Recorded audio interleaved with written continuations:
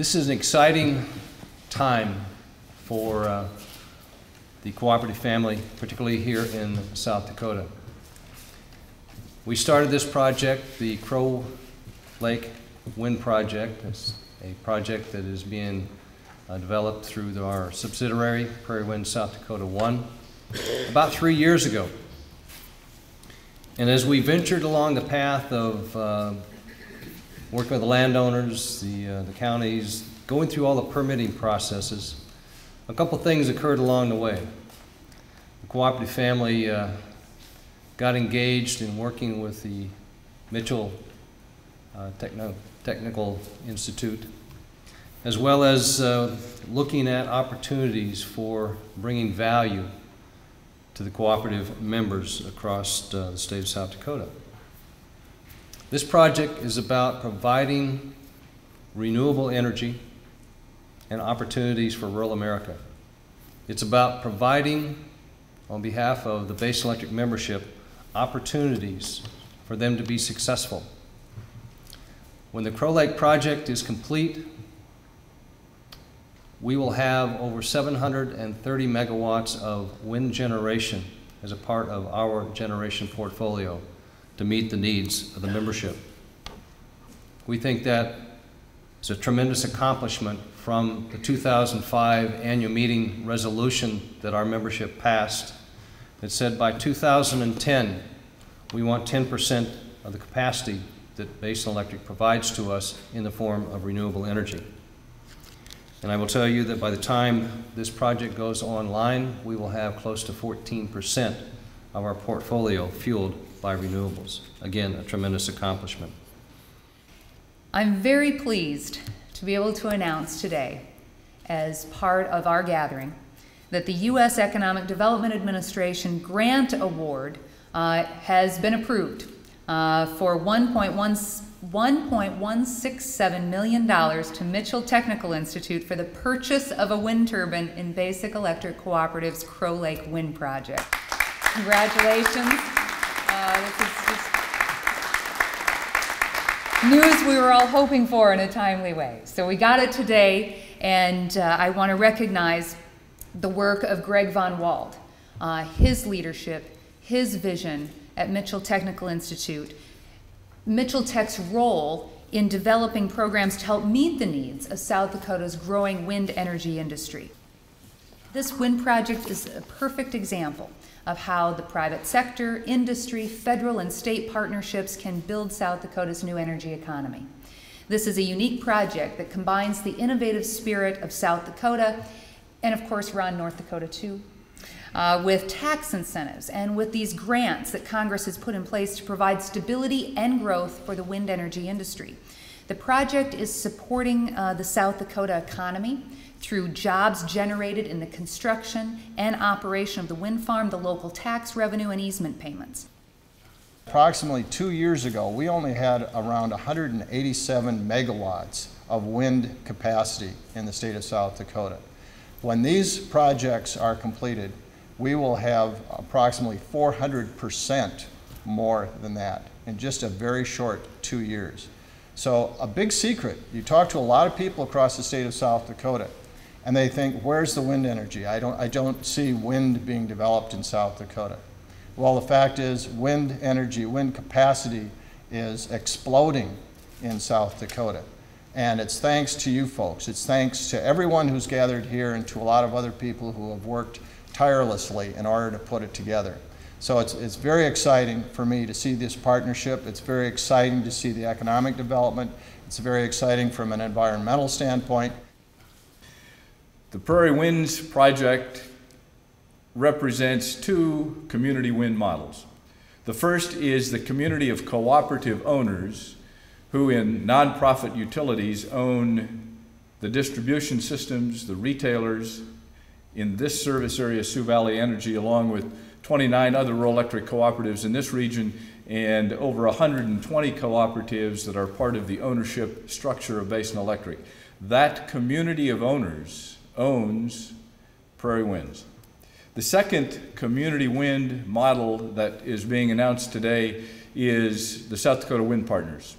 South Dakota Wind Partners, as Congressman Herseth Sandlin correctly describes, uses a new feature of tax policy to equalize and balance opportunity for local ownership, for the creation of local wealth, to connect the value proposition that wind can offer in so many dimensions, and introduces what is a first in the nation opportunity for direct ownership of people who reside in the area where these projects are being built. That is what South Dakota Wind Partners represents.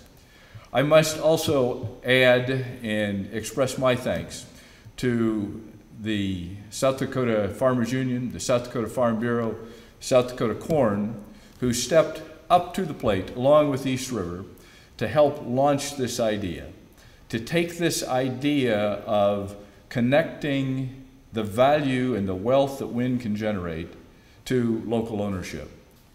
We've had 611 people invest in this project, and that for the $16,530,000. What does that mean? That means that the income, that the profits from that project, those 7 turbines out of the 108 that are owned by South Dakota Wind Partners, that income will be coming back to South Dakota. That'll amount to $793,090 of interest annually and $230,000 worth of dividends. Those are dividends and interest that normally would go out of state if that's where the investment was. Over the life of this project, which is 6.5 years, that amounts to $5,088,000 of interest and about $1,500,000 in dividends. Money that stayed in South Dakota. That's what I call state economic development.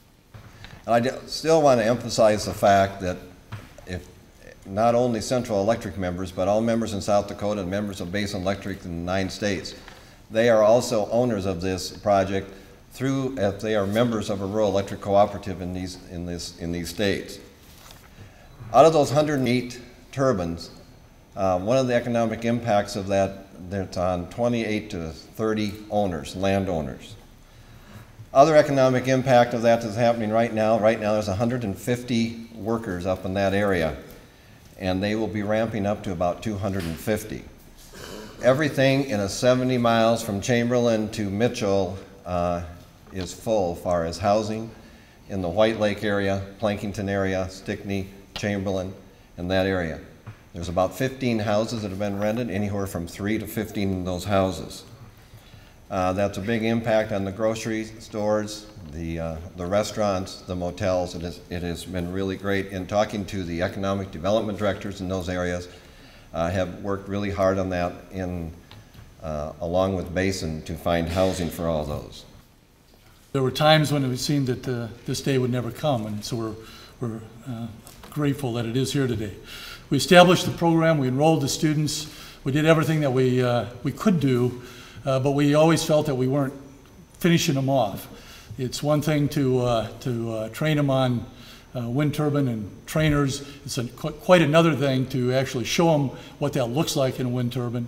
And then the last thing is, it's different at 300 foot in the air than it is at 12 foot.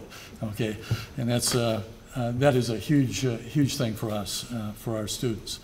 Oftentimes you hear people complain about being mired down in bureaucracy and this kind of endless cycle between government and business, free enterprise, and education, and can't seem to get any place.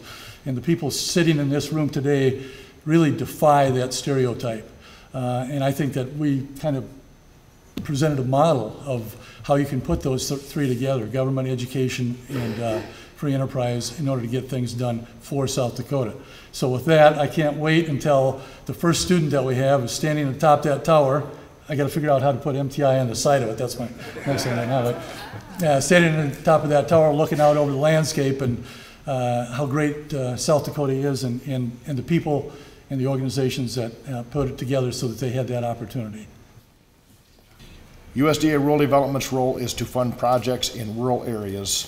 This partnership both creates and sustains jobs and helps improve the rural economy. When complete, this project is expected to employ about 12 workers, During the construction phase, the project worksheet is anticipated to reach 200. A healthy American economy depends upon a prosperous rural America. Rural America supplies not just our food and water, but also meets all of our energy needs. As our nation's energy demands continue to grow, renewable power can contribute to meeting those needs while reducing carbon emissions from the generation of electricity.